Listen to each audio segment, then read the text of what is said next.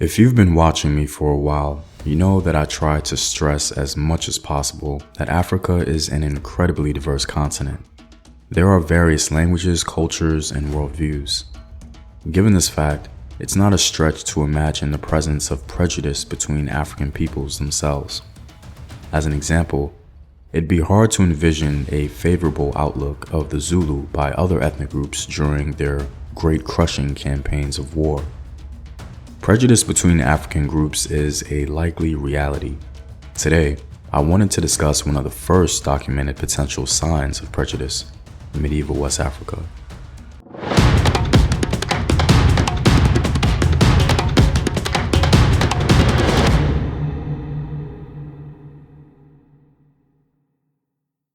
What up, African world? It's Home Team here, and welcome back to another video of African history, culture, and worldview. By supporting this channel on Patreon, you're helping in the creation of these videos and contributing to this content.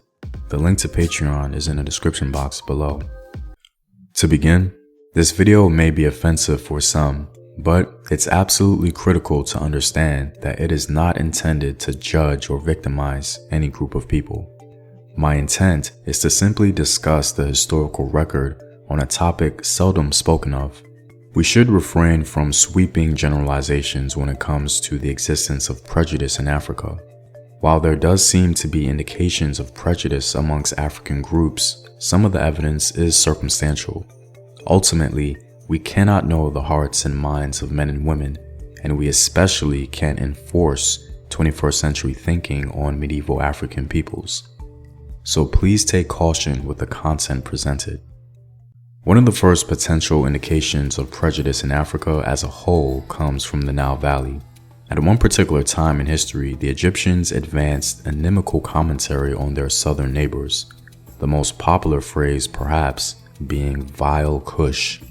Our 21st century minds may be tempted to conclude that vile Kush indicated some sort of color prejudice, but there exists a rather persistent countervailing dynamic between Nubian and Egyptian relations.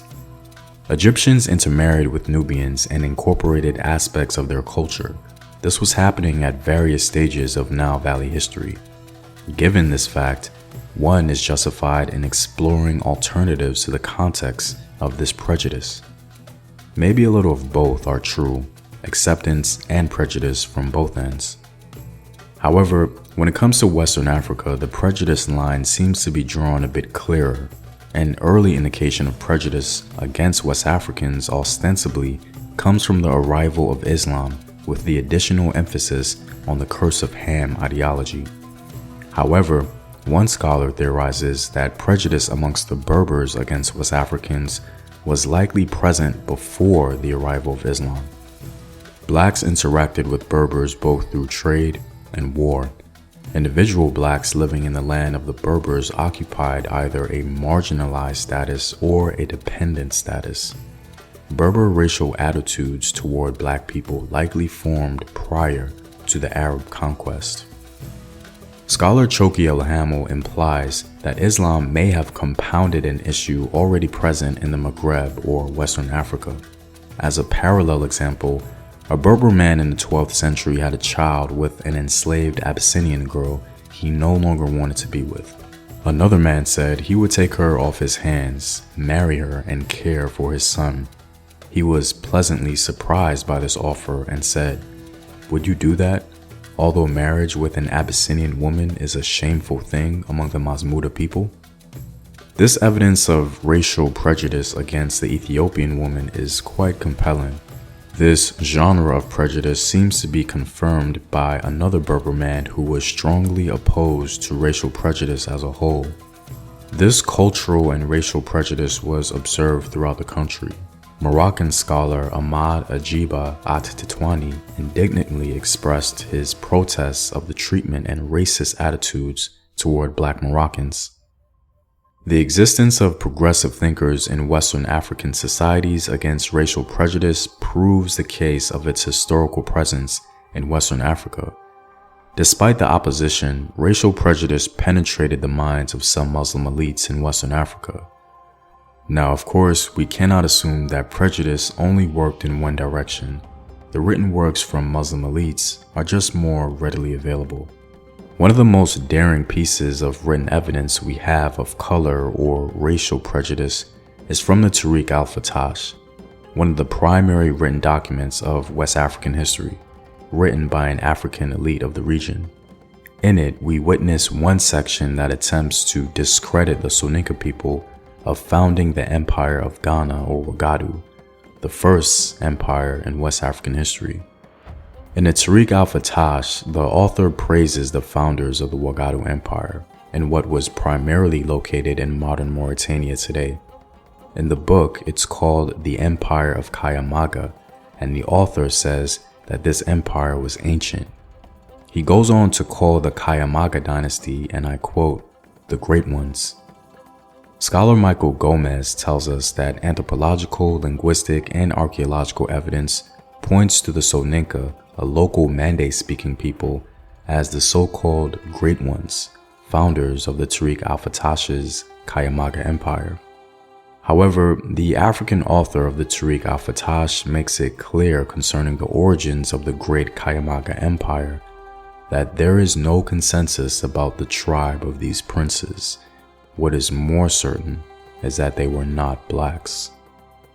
One perspective, given his oddly specific outlook, is that it was unreasonable to associate an ancient great empire with West African peoples, and so this racial prejudice presents itself, surprisingly amongst the most unlikely individual. To bring it around full circle, some scholars believe that the author of the Tarik al Fattash is Mahmud Kati, who was of Soninka or half Soninka origin himself. If this indeed is true, it speaks to how deep-seated racial prejudice became in Western Africa, affecting elite Muslims of West African origin themselves.